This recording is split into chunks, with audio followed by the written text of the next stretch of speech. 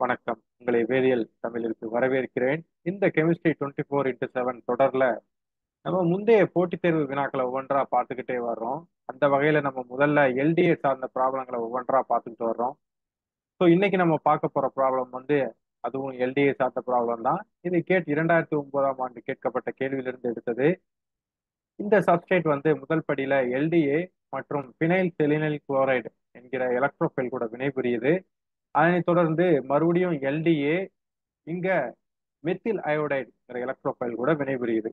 So இதனோட முடிவில் எக்ஸுங்கிற product கிடைக்குது. இந்த எக்ஸுங்கிற ப்ராடக்ட் வந்து ஹைட்ரஜன் பெராக்சைடு கூட வினைபுரியும் போது ஒய்ங்கிற ப்ராடக்ட் வந்து கிடைக்குது.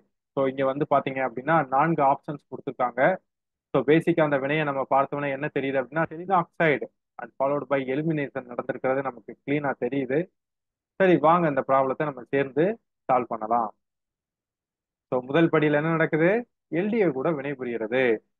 ஸோ எல்டிஏ பற்றி நம்ம சேனல்ல ஏற்கனவே நிறைய பேசியிருக்கோம். இது வரைக்கும் யாரும் பார்க்காதவங்க நான் டிஸ்கிரிப்ஷன்ல லிங்க் கொடுக்குறேன், பாருங்க.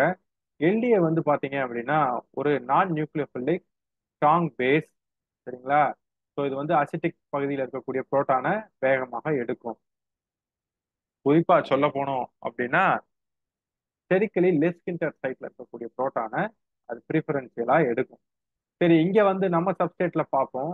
ஸோ இங்க வந்து பாத்தீங்க அப்படின்னா ஒரே ஒரு சைட் தான் இருக்கு. இந்த சைட் தான் வந்து பாத்தீங்க அப்படின்னா அசிட்டிக் புரோட்டான் இருக்கக்கூடிய சைட். அப்ப நம்ம எல்டிஏ பயன்படுத்துறப்ப இங்க இருக்கக்கூடிய ஒரு புரோட்டானை எடுத்து உங்களுக்கு என்ன கிடைக்கும்? கரஸ்பாண்டிங் ஈனோலேட் அயான் வந்து கிடைக்குது, சரிங்களா? ஸோ அதுக்கு அடுத்த படியில் என்ன நடக்குது? பினைல் செலினைல் குளோரைடு எலக்ட்ரோஃபைல் கூட வினைபுரிகிறது.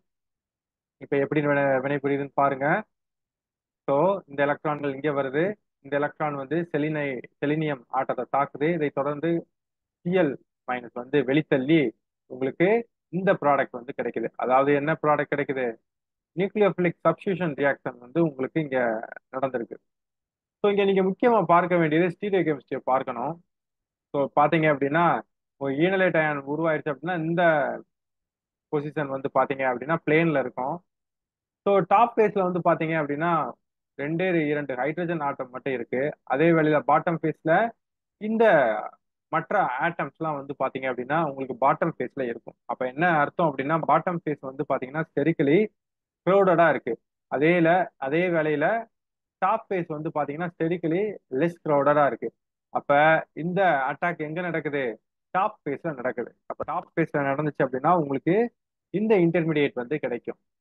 சரி, அடுத்த படியில மறுபடியும் எல்டிஏ கூட வினைபுரியுது. ஸோ இங்க பாத்தீங்கன்னா இன்னொரு புரோட்டான் இருக்கு. ஸோ இந்த புரோட்டான் வந்து எல்டிஏ பயன்படுத்துறப்ப எடுத்துட்டு உங்களுக்கு இது கரஸ்பாண்டிங் ஈனலேட் அயானா வந்து அது மாத்திடும்.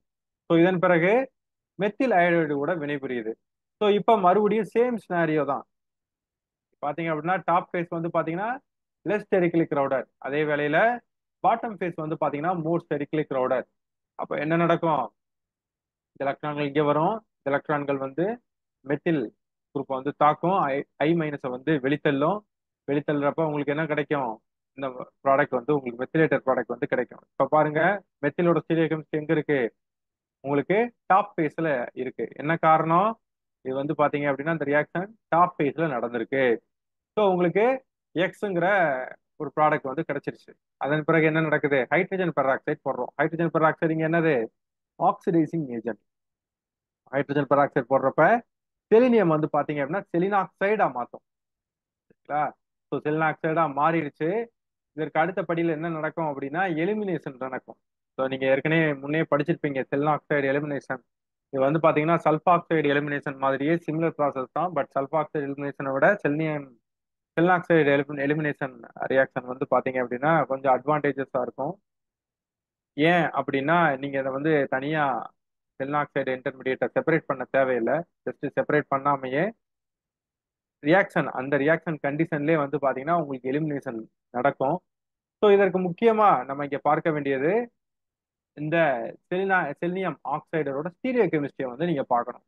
ஸோ இந்த ஸ்டீரியோ கெமிஸ்ட்ரி எப்படி இருக்கு? இது பாட்டம் ஃபேஸ்ல இருக்கு. அப்படின்னா உங்களுக்கு அதற்கு அருகில் இருக்கக்கூடிய பீட்டா கார்பன்ல இருக்கக்கூடிய ஹைட்ரஜன் வந்து சேம் ஃபேஸ்ல இருந்தா தான் உங்களுக்கு இந்த எலிமினேஷன் வந்து உங்களுக்கு நடக்கும். சரிங்களா? ஸோ இப்போ பாத்தீங்க அப்படின்னா இது ஆல்பா, செல்னியம் அட்டாச்சு கார்பன் வந்து ஆல்பா கார்பன், இது பீட்டா கார்பன், மெத்திலும் பீட்டா கார்பன். ஸோ இதுவும் பீட்டா கார்பன். ஸோ இந்த இரண்டு கார்பன்ல எது வந்து இந்த செல்னியம் இருக்கக்கூடிய பேஸ்ல இருக்கு அப்படிங்கிறத நம்ம பார்க்கணும்.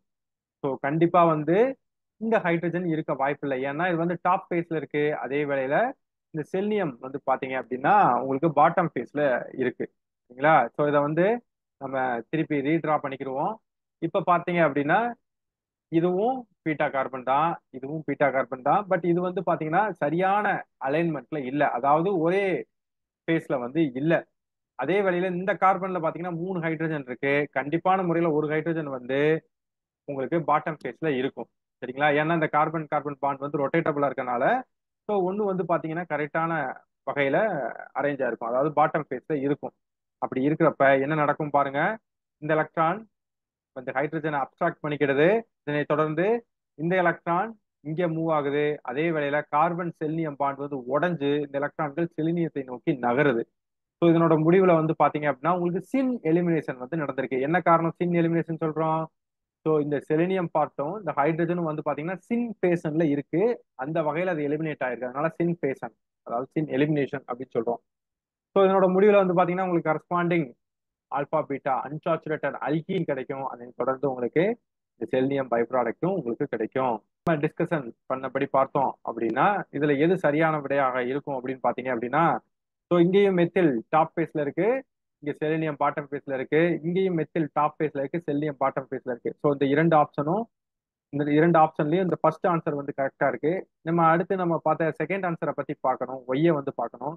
ஸோ இதுல வந்து பாத்தீங்க அப்படின்னா இங்க இருக்கக்கூடிய பீட்டா ஹைட்ரஜனை எடுத்து உங்களுக்கு இந்த அல்கின் கிடைச்சிருக்கு. பட் ஆனா இந்த ஹைட்ரஜன் நம்ம முன்னையே பார்த்தோம் கரெக்டான பேஸ்ல இல்ல. சரிங்களா? அப்ப வந்து பாத்தீங்க அப்படின்னா நமக்கு சரியான ஆன்சர் வந்து பாத்தீங்கன்னா ஏ தான் சரியான விடையாக இருக்கும். ஸோ இது வரைக்கும் நம்ம சேனலுக்கு சப்ஸ்கிரைப் பண்ணாம இருந்தீங்கன்னா சப்ஸ்கிரைப் பண்ணுங்க. மீண்டும் இன்னொரு வீடியோவில் சந்திக்கும் வரை நன்றி நண்பர்களே.